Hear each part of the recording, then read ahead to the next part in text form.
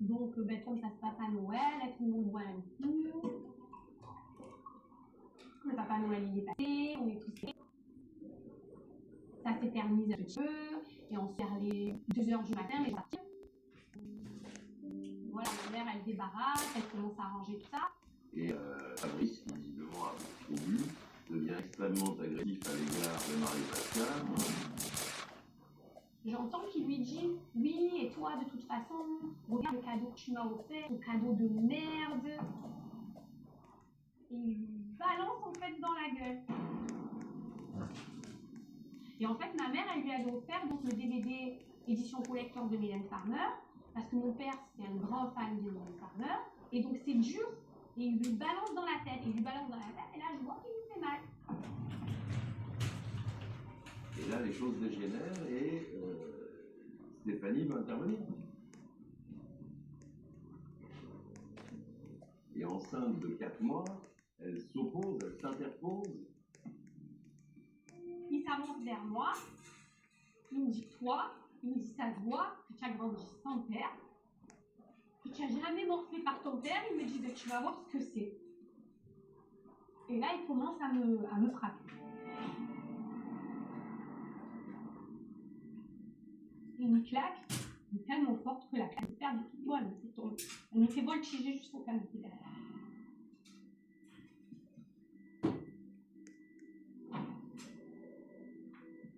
Ma mère, elle commence à crier. Un cri, je m'en rappellerai toute ma vie, ce cri-là. « Fabrice, arrête, ta fille, elle est enceinte, arrête !» Et à ce moment-là, mon père, il commence à me donner des coups de pied dans le ventre. Et quand il commence à me donner des coups de pied dans le ventre, en fait, je pense à mon bébé. Et j'attends que ça passe. Et en fait, il s'arrête pas. Et du coup, ma mère sort. Et là, elle crie « Au secours, s'il vous plaît, appelez la police, au secours, au secours !» Et là, en fait, il y a tout mon monde qui s'écroule. À ce moment-là, mon monde s'écroule complètement. Quel est l'homme, quel est le père qui oserait, après cette fille enceinte de 4 mois, quel est le père? Moi, je veux que tu te fais. Transportée d'urgence à l'hôpital, Stéphanie s'entraîne. Et par chance, le pronostic vital de son enfant n'est pas engagé. Voilà. Et donc, ça allait bien. Et là, il est en bonne santé. Je n'aurais jamais pardonné pour pareil. J'ai pardonné beaucoup. Pour ma mère, j'ai pardonné beaucoup. Ma mère m'a raconté c'était parce qu'on était enceinte de moi.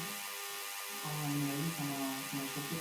Enfin, mon grand-père ne voyait pas comme ça, Fabrice.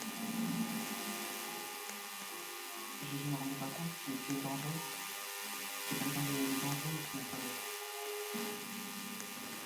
Cela paraît infantil, mais tout au long de leur relation, Marie-Pascale aurait toujours fini par pardonner son compagnon, au grand dam de sa famille. Il y avait beaucoup de bas ici. J'ai dû se séparer, se mettre ensemble, se séparer. Je devais avoir un peu de honte, parce que chaque fois que Fabrice voulait revenir, il fallait me recueillir. Moi-même, je ne comprends pas, Pascal, avec tout ce qu'il te fait, tu vois pas, il te ment, il voit, il te maltraite, toi. Combien de fois je lui ai dit un jour, on va sonner à ma porte, on va me dire votre soeur elle est morte. Ouais. Combien de fois je peux avertir?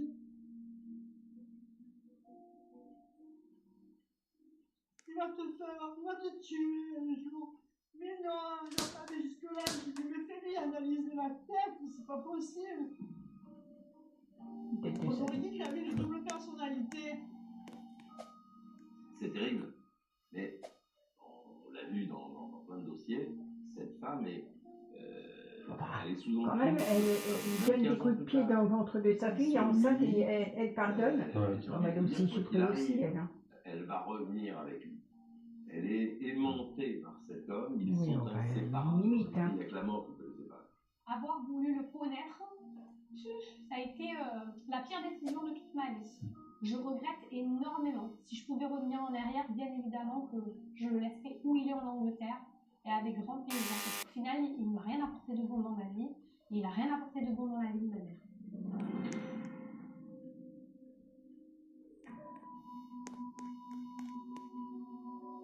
En janvier 2019, 4 mois à peine avant sa disparition, Marie-Pascale Sidol aurait finalement pris son courage à deux mains et décidé de quitter définitivement Fabrice Poncet. Mais pour sauver les apparences, elle aurait tout de même pris une précaution. Elle dit, j'arrive à un âge où je veux ma tranquillité, j'en ai marre de me faire mal parler, il changera jamais, donc j'ai pas envie qu'il prenne mal les choses. Elle savait plus trop comment faire. Et je lui ai dit, ne lui dis pas, va-t'en, fais-le, sois diplomate, sois gentil, parce qu'on ne sait pas comment il va réagir, lui qui pouvait être très violent et qui ne voulait pas la quitter en fait, il a voulu pour lui. Hein. Elle lui a dit de prendre son appartement, qu'ils restaient ensemble, se donner un délai, voir comment